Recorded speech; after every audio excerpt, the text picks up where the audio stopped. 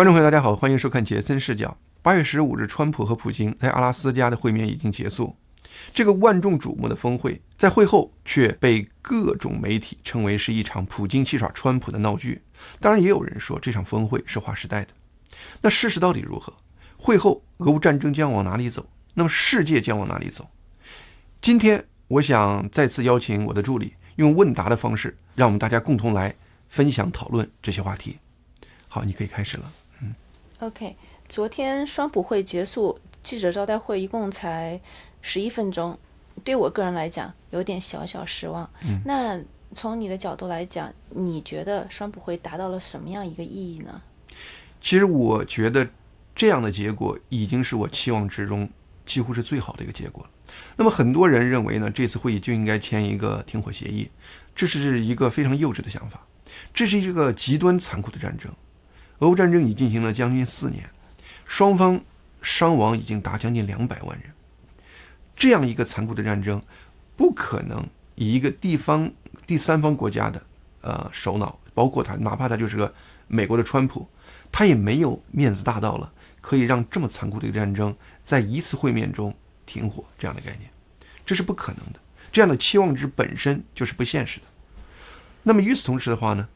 这个会议确确实实达到了一系列我意想不到的双方的共识。俄罗斯那边的话呢，虽然表面看仍然觉得很跋扈，但是跟他以前的立场已经是完全不一样。具体来看，这一次双方谈判已经让以前不可能实现的双方高层谈判变成了现实，能让双方高层决定同意坐在一起谈，这已经实现了一个巨大的突破。所以说呢，就我来看的话呢，这次整个会晤应该是划时代的概念。当然我们说的更具体一些，川普这一次好像谈完话了以后的话呢，在那个记者发布会上，他呢没说多少细节。随后的话呢，深夜他跟泽连斯基谈了1个小时，谈完了以后呢，又跟泽连斯基和共同的欧洲的一众领导人又谈了半个小时。他把整个会议跟普京会议的一些细节，在这个跟欧洲跟泽连斯基的这个谈话中详细的表达出来了。那么具体表达的内容是什么，现在没有相关的报道，但是泽连斯基很快就有一个在 X 上平台上的对这一次会晤之后他的一个简单的总结。随后的话呢，美国副总统杰迪万斯他也同样在 X 上发表了他对整个这个会议的一个总结。杰迪万斯他明确的说是，普京和川普之间的会议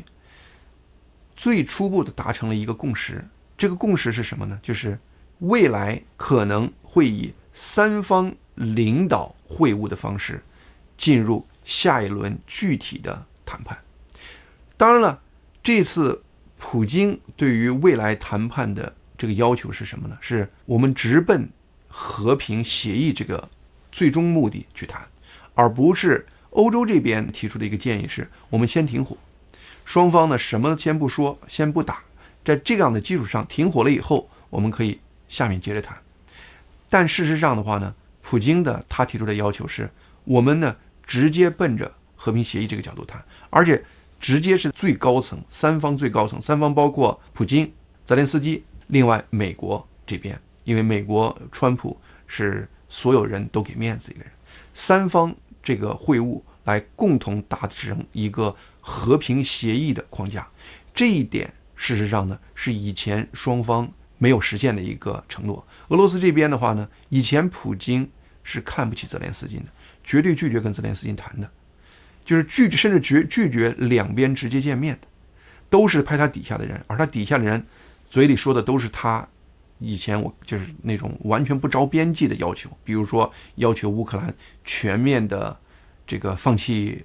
武装化，要求乌克兰政府重组，就是普京的心目中是不承认乌克兰的合法存在的。他绝对认为，从历史上他总是讲历史，而他的历史是个扭曲的历史，他就是拼命的强调乌克兰是不该存在的一个国家，这是他历史上的一个或者说是一个历史观，也是一个世界观。这个世界观是没法谈的。那么此时此刻，普京已经不是这个态度了。从杰迪万斯这个说法，就是说他已经愿意进入谈判状态了，他只是不想立刻停火，而是想直接进入一个最终的和谈的状态。这跟欧洲的要求不一致，但是已经跟以前的状态不一样了。另外再有一个就是非常关键的一点是，杰迪万斯在他的这个 X 平台上的推文中明确说了，俄罗斯也认可未来乌克兰要求他的安全保障。以前俄罗斯是绝对不允许，比如说西方的部队在乌克兰战后在乌克兰驻扎的。他认为呢，整个战争就是防止北约东扩。你现在军队如果在乌克兰领土上，那好像对他的威胁很大。但是在这一次，据杰迪万斯说，普京接受这个现实，如果战后乌克兰要求安全保障，西方部队是可以驻扎在这个乌克兰领土的，这是一个巨大的一个让步。所以说呢，在我看来的话呢，如果说目前整个战争双方能往一块坐下来谈，这就是一个关键的一步。第二步就是战争在谈判的过程中，其实就核心2点，一点呢是领土问题，第二点就是战后的这个双方各自的所谓安全保障的问题。当然了，俄罗斯从最开始就用一个极端荒谬的一个所谓自己的国家安全的角度发动这场战争。过去100年，世界最大的笑话就是俄罗斯反复强调以吞并别人的方式来要求自己本国的国家安全，就是努力的在自己原本世界最大的国土上拼命的在额外侵占别人的国土，来所谓创造自己的国家安全。但与此同时，乌克兰在整个结束战争的这个条件上反复强调的也是他自身，如果这次现在答应了俄国的要求，跟俄国停火了，那么未来谁能保证明年、后年或者5年以后他不过来再进行攻我？所以说，双方除了领土问题之外的第二个关键问题就是各自的所谓安全保证的问题。那么此时此刻，至少在安全保证这个问题上，俄罗斯这边已经就是接受了几乎是以前他不可接受的问题，就是西方在乌克兰驻军，给乌克兰提供某种形式上的安全保证。所以说，就这2点已经是划时代了，已经把以前普京那种完全忽视这个乌克兰的合法存在这样的一个世界观，扭转成了一个认可乌克兰，而且认可乌克兰的国家安全这样的一个世界观。谈判其实已经从完全不可能变成了一种可能。所以说，我认为这次会面双方达到的共识是划时代的。所以说呢，川普在他的新闻发布会中提到了说，大家达到了多项共识，这个不是空穴来风，不是一个说大话，他真的是达到了多方共识。当然，川普也强调一点，在没有达成最终的协议之前，就是没有协议。那么这一点上就说明了第二步，就是泽连斯基在他的推文中也强调了一点，就是说呢，他非常接受未来3方谈判最高领导人聚在一起谈判这样的方式，而且他非常感激这个川普能以美国实力为后盾参与这个谈判。这一点其实是非常关键的。换句话说呢，川普这次会已经把以前不可能的这样子坐在一起谈的这样的方式变成了可能。另外的话呢，就是当然泽连斯基也说了，他星期一会直接飞到 DC， 在白宫再次跟川普具体谈判的细节。那这样子一系列的过程，使得我们可以看到，就是说以前一个遥遥无期的战争，就是双方根本坐不在一起的一个战争，变成了一个可以进行谈判的一个可能性。这事实上在我看来的话呢，就是一个和平结束这场战争的开始。当然了，这个过程中有人说呢，为啥不停火呢？你停火以后展现出你的诚意呢？你这边你跟川普会着面，另边你又该空中袭击，用什么无人机了、导弹了，又再接着袭击乌克兰的各个城市。其实的话呢，我们回看历史，你只要知道历史的话呢，双方能停火然后再谈的这种可能性，事实上呢，往往是不稳定的。就比如说这个杰迪万斯在这儿也说了，说呢，其实呢，很多时候一边打一边谈，这是历史的常规。你比如说那个朝鲜战争，当时朝鲜战争打了2年多，大家都知道，但其实呢，双方在打到头半年之后就开始坐到一起谈了。但是在那个过程中，真的是一边谈一边打，最后拖了2年。但是如果没有那个一边谈一边打那个过程，那个战争会持续到今天的。就在我看来的话呢，就说呢，只要双方能开始谈，而且是这种高层介入的，允许像川普这样的第三方介入的对等这样的谈判，它就是在往和平迈的关键的这一步。就是因此我说，这实际上是划时代的一个会晤，它使得以前不可能的状态变成了可能。那为什么普京他会做出这样的让步？他一向是一个强人呢。其实呢，这个我不得不承认一点，就是说呢，普京他有点那种属于那种我们就是常人的话叫滚刀肉。你说这个世界上能有什么东西能制约住普京？民主国家，他某种意义上他得照顾他的民意，而普京的话呢，他是个独裁国家，他可以完全不顾及他国人的民意。乌克兰人的生死对他来说一钱不值，俄罗斯死人他也不在乎，俄罗斯人经济非常糟糕，他也不在乎，因为他的权利就来自于他的寡头集团给他的。那么在这样的情况下，你国际上其实对他的制约能力是非常非常有限的。其实呢，在整个这个川普会议上，大家说呢，川普实际上是以这个强硬的制裁作为要挟，但是在我看来的话呢，川普其实更能利用的是他跟普京之间的那种属于这种强人之间的某种意义上的这种互相尊重的那种人情味儿。很多人就说了，说这一次川普怎么把一个这个战争贩子请到美国沟通，而且以红毯相待。这个不是说是川普他好像不知道普京在做什么事儿，但是你必须以这样的一个方式才能走到下一步，所谓讨论和平的问题。对于这种人，你要么是把他打服，要么是用某种意义上讲让他接受你的条件。大家已经看到了，3年过去了，乌克兰和俄罗斯之间战线没有任何的大的变化，所以在这样的情况下，其实打已经不是一个解决方案了，而未来这个过程中，那就是一个消耗的过程了。谁消耗不起？我刚才谈了，因为乌克兰它是一个小国，因为乌克兰是个民主国家，未来消耗不起的是乌克兰，未来消耗不起的是欧美这样子资助乌克兰的国家。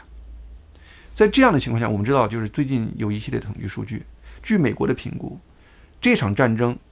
造成，虽然这个俄罗斯一方造成据说是120万人员伤亡，其中40多万的人死亡，而乌克兰这边的话呢，也有40万的伤亡，10几万的阵亡。虽然乌克兰和俄罗斯的伤亡比例是1:3，但是乌克兰和俄罗斯的人口比例却是1:4，而且呢，俄罗斯这边的话呢，采用大量的就是雇佣军，包括像死的很多人都是像北朝鲜的军队，大量的监狱的这种犯人，而且的话呢，他死的不是整个国家平均的，他是在俄罗斯东部地区或者说是俄罗斯南部地区这种边远地区少数民族，他对于像莫斯科了或者说是圣彼得堡这样的俄罗斯最核心的这种大城市影响非常少。所以说呢，整体来说的话呢，这场战争虽然乌克兰已经打的是又是顽强又是机智，是死伤率只是俄罗斯的1/3，但是它耗不起。从整体耗下去的话呢，它已经就是越来越弱的，反倒是乌克兰这边。而与此同时，我们知道了乌克兰这边的民意也发生了巨大的变化。去年据说还有60%的乌克兰人说，我们死战到底，不管怎么样，我们不能丢失我们的国土。今年这个比例已经降到了20%几了，大部分乌克兰人已经到了说我们需要开始认真考虑结束这场战争的时候了，因为就是40多万的人伤亡，这意味着整个乌克兰人口的1%的人口已经伤亡了，1%的人口伤亡，而对于男生能适合战争的男士，乌克兰已经有4%到5%的在适合战争年龄的男子要么死要么伤了，5%，这是一个极其可怕的数字，在整个这个国家来看。而且呢，目前来看，这个战争持续下去，没人能保证自己的丈夫、自己的儿子未来不是下一个这个40万中间这个统计数据的一个。所以任何在这场战争之外的人，你没有权利要求这个战争要乌克兰人这么无限的牺牲下去。而乌克兰人的民意已经有巨大的变化了。那么在这样的情况下的话呢，虽然普京是一个无赖，但是你为了和平，你也得跟这个无赖去正面的谈判，正面的讨论这个事情。而这个过程中，全世界反复有人说，只有川普能把普京邀请到这个地方，能让普京这么尊重的跟你说话，是因为呢，川普对于普京的这种尊重，让普京在全世界西方世界里头看到了自己一点尊严。这一点你不得不承认，以前西方政府对于普京极端蔑视的方式，包括拜登一开始上台就把普京在全世界说他是个杀人犯这样的目的，对他彻底忽视这样的状态，实际上对普京这种极其自负的独裁者来说，是一个没有必要的巨大的伤害。你爽了一时的口头的这个快乐，展现出你这种正义感，但与此同时给世界带来的不是更美好，而是更多的战争。那么川普就不愿意落在这样的一个这个陷阱里头，最后呢，采用一个友善接待的方式。川普这个态度其实是对普京影响最大的。普京在这一次两人的新闻发布会上，说是12分钟的新闻发布会，普京可能讲的时间讲了8分钟或者7分钟，讲的时间更长。而他这个7、8分钟里头，一半时间是讲俄美之间的历史。他事实上呢，他从川普这儿看到了这个俄罗斯能重返这个世界的一个机会。这个机会比你制裁对他的威胁制裁对这个普京的心理影响会更大。实际上在这个过程中，很多人说为什么你不给他进行2级制裁？我们上期节目已经认真的分析了2级制裁这个概念。目前全世界所有这个2级制裁只是针对2个国家，一个是中共，一个是印度。中共我们已经分析了，现在中共对美国的这个出口这个关税很多已经高到了60%的状态，平均也达到了43%的这个比例了。在这个基础上，我们说了，再往上，你如果是再加上二级惩罚、2级关税惩罚，那就等于说是跟中共已经闹翻了。在谈判之前你就跟中共闹翻，你是不可思议的。所以说呢，跟中共这边我们已经分析了，它是没有再往上加2级惩罚的概念了。那么印度这边，它所谓的提出这样的概念，把整个美国和印度好不容易回转到蜜月期的这样的美印关系也推到了崩溃的边缘。美国在这个问题上，在所谓的2级惩罚这个概念上已经付出了非常多了，把美国在国际上最关键的跟印度这样的国际关系都推到崩溃的边缘了。在这样的情况下的话呢，其实这个所谓的2级制裁对美国来说其实已经是一个表面的一个所谓的威胁了。我不认为普京会担心这个2级制裁来恳请川普，他更看重的是川普对他的尊重，而他希望通过川普能让他重返这个世界。所以说在我看来的话呢，是因为川普的这种特殊的这种构造的所谓跟普京之间的这样的一个特殊的人与人之间高层强人的这种关系，引导着普京进入这个状态，甚至接受了一些这个所谓的这种双方这个可以进入谈判的这样的一个让步的状态。对，确实是他说了，他跟普京要好好聊一聊这个通俄门对他们2个的伤害。对，这个就是给他们建立了一种好像兄弟情谊，是啊，患难友谊的这种感觉。对，其实就是说本身来说的话呢，很多西方媒体说是普京在玩川普，其实又何尝不是川普在利用这样的话题拉近普京这样的关系？就在我看来的话呢，这是个相互的概念。刚才你提到，连普京他都从某种意义上同意乌克兰得到在战后得到某种安全保障，包括像西方驻军这样的可能性。对。但是这个安全保障，你觉得又有多么的可靠呢？就像1994年那个布达佩斯备忘录，当时乌克兰也是得到所谓的安全保障，所以放弃了自己的核武器。现在看来呢，也是导致这场不幸战争的，好像是一个原因之一吧，因为他也没有核武器了，所以俄国也无所顾忌了。那当时他好像也是得到了某种安全保证，甚至是其中保证一方还包括俄罗斯。那你说他现在说我要得到一个安全保障，他能保证几年？他真正又有多大的一个实际的意义呢？对，其实呢，泽连斯基包括乌克兰人在很多这个要求停火、要求和谈的这个过程中，他都加入了这个安全保证、未来的安全保证这样的一个要求。这个要求的话呢，我们完全可以理解。在这个蛮不讲理的俄罗斯这个大邻居下的话呢，就是你不能保证他明年又开始打你。现在一鼓作气还能挡住他，万一将来整个民心懈怠下来，他再次进攻，整个国家就存亡问题。乌克兰有这样的要求，我可以理解，但与此同时的话呢，你纵观人类历史，其实没有任何的所谓的和平协议是可以永远数千年、数百年的能有生效下去的。你就刚才谈到90几年那个，当时为了让乌克兰消除它的核武器，然后各个国家，包括欧洲国家，包括俄罗斯，包括中共，都提出来保证乌克兰的安全。说这个协议完全是一纸空文吗？毕竟这个乌克兰它确确实实有那么几十年，大概可以20年是没有国家侵略它。但是20年后，确确实实俄罗斯就开始占领乌克兰的，就是克里米亚了等等这样的地区都占领了，用各种巧立名目的方式占领了。所以说呢，你可以说那个安全保证起作用了，它起了20年的作用，但是你也说它没起作用，因为它20年以后，这个俄罗斯就又开始侵占它的土地了。这就是历史，这是人类的一个历史，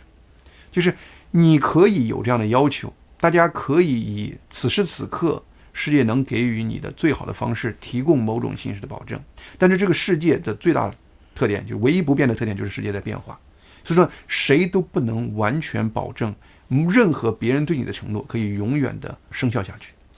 欧洲未来还有多么强大？美国下一届政府它的整体态度是什么？所以说等等这些问题都会促成此时的保证10年以后不一定实现。你不能因为没有一个100年的保证，我今年就跟他一直打到100年以后，这是谁不理智？我觉得就是说，一个理智的人只能是就此时此刻可能的情况形成某种形成的安全保证。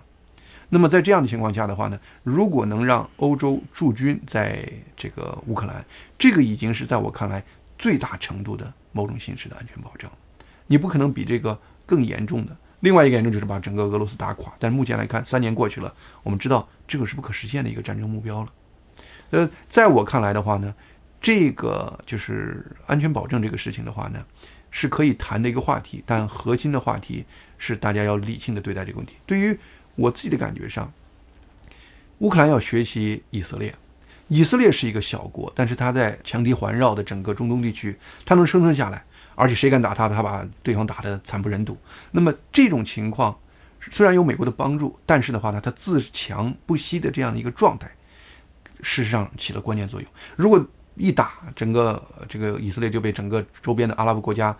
打趴下了，美国鞭长莫及，想帮他也没法帮。所以说，在我看来，自强不息是任何国家都不能忘记的。我也相信，在这场战争之后，乌克兰绝对不会轻易放弃他在这个战争中，比如说在无人机方面形成的这种军事这个优势，他甚至延续这样的一个军事优势，能让他在军事这个比如说无人机方面的从战争中培养出来的这种最先进的这个技术，再成为他的一个未来的一个出口的支柱产业。就是在我看来，两方面的问题。大家可以帮着乌克兰实现某种形式的安全保证，但乌克兰未来就是自强不息这样的一个状态，这样的一个心态也是非常关键的。关于刚才所说的，想直接谈和平协议，而不是说先停火，那这个和平协议会是一个大概会是一个什么样子？你能够想象一下，或者你的估计是什么样子呢？对这个的话呢，我觉得这就是谈到了未来乌克兰战争的这个走向的问题了。这次普京和川普会谈的这个最关键的一个结论就是不停火，而直接是边谈边打，直接奔和平协议这个方向走，走了当年朝鲜战争那条老路。这是我对未来乌克兰战争非常担心的一点。实际上呢，一边谈一边打的最可怕的情况就是战争会进入更加残酷的状态。因为呢，为了在谈判桌上拿到一丝更多的筹码，他可能会从整体不择手段的去攻击对方。比如说俄国对于这个民用设施的攻击，对于这个基础这个能源设施的攻击，他可以用各种方式压迫你，使你不得不就范。他为啥不停火呢？因为此时此刻在战场上，俄罗斯某种意义上讲处于一些上风。那么普京认为此时停火实际上是给乌克兰机会，所以他不愿意停火。那么下面战争可能会更加残酷。当然了，好在有川普这个第三方的这个老大在这儿守着。那么如果乌克兰被这俄罗斯打得太残酷，那么川普应该也不会袖手旁观。这事实上呢是整个跟当时朝鲜战争不一样的。朝鲜战争当时是中美之间没有一个第三方老大在这儿守着做一个调停的一个状态，双方都给面子，老大是不存在的。那么这一次的话呢，有一个川普，两边都给面子，所以说呢，俄罗斯会有所收敛，但是这个战争可能会进入边打边谈，而且战争会在某种程度上进入更加残酷的这个状态，至少有一段时间进入更加残酷的状态。当然，最终的话呢，我相信两边都不会有实质的战场上的进步。最后的话，就跟朝鲜战争一样，在双方都没有任何的进展的可能性，双方都打得精疲力尽的时候，最后没有达成任何的和平协议，最后填了一个停火协议。说是拒绝谈停火协议，要谈一个和平协议，但是谈了这个朝鲜战争至少谈了1年半以后，最后是个停火协议。现在北朝鲜和南朝鲜还是战争状态，只是双方暂时停火了，但是这个停火一停就是几十年。所以说呢，这个有可能，这是一个可能性，就是这个所谓双方呢奔着和平谈判这个方式，边谈边打的过程中，打得精疲力尽的时候，双方停火了，这是一种可能性。而边界线就是此时战线这个状态停下来。那么另一方面是真的谈出来一个所谓的和平协议，这个和平协议包括2个主要的部分，第一个是土地问题，就是国土问题，第二个就是安全保障的问题。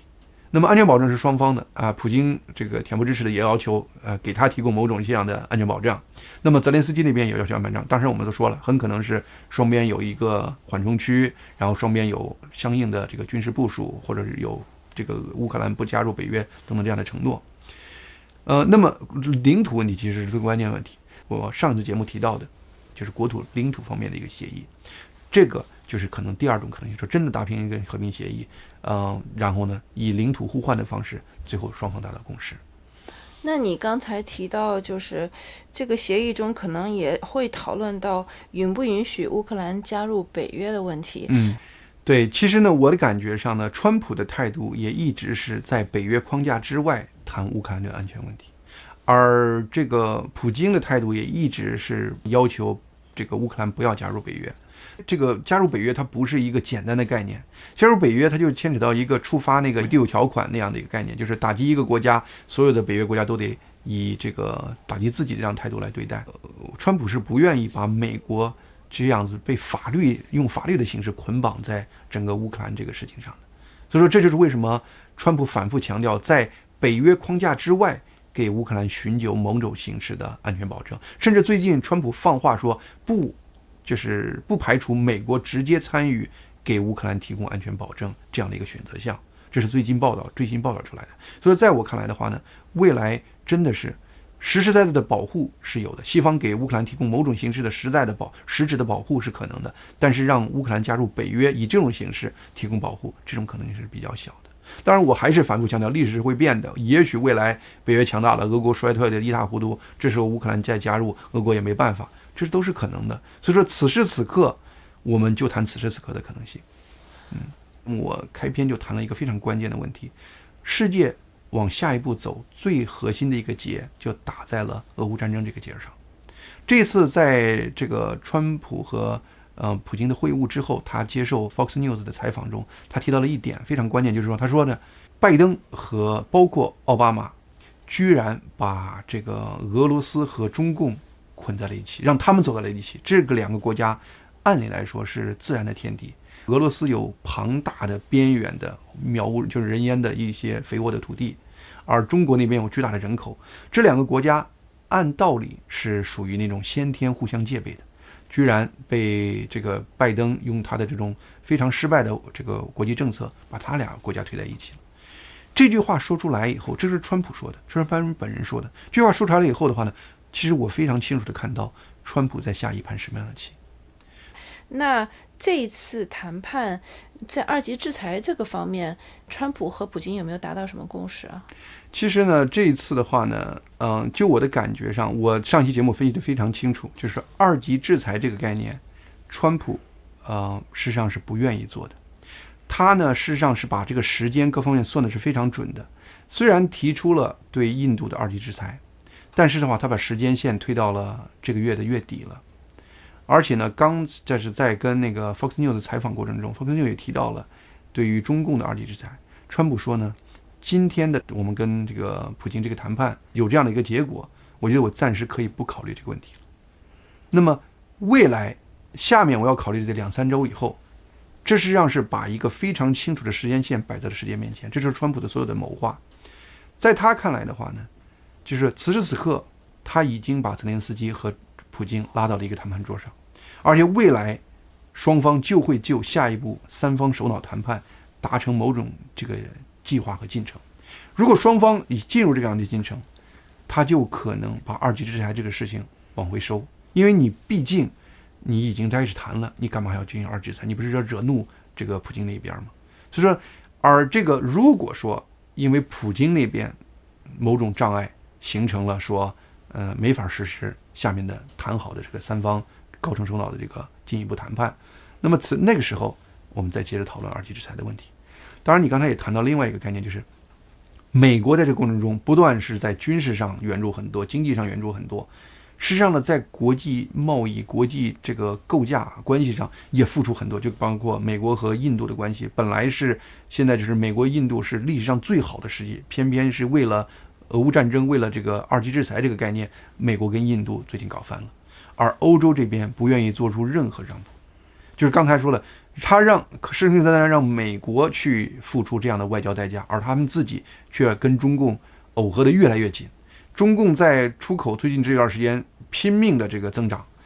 大量的增长是来自于跟欧洲的贸易。所以说在我看来的话呢，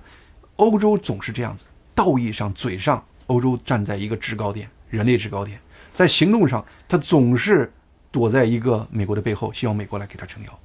这在我看来，就是某种意义上讲，这个就是我还是刚才已经谈到这个概念，2级制裁是一个幌子，真正用出来的时候，它对普京的作用其实上是非常有限的。也就是说，至少在近2-3周内，川普可能会撤销对印度的2级制裁吗？我是希望看到这个情况，而川普也是希望看到这个情况。他非常紧张，这个两边能谈，最后谈崩了。谈崩了以后，他可能不得不把这个2级制裁这个威胁变成一个行动，那是川普不愿意看到的，不愿意跟印度关系搞到那么僵的一个程度。所以说，未来这2周，川普、泽连斯基星期一的会面，各方面是非常关键。那我没啥问题了。OK， 行，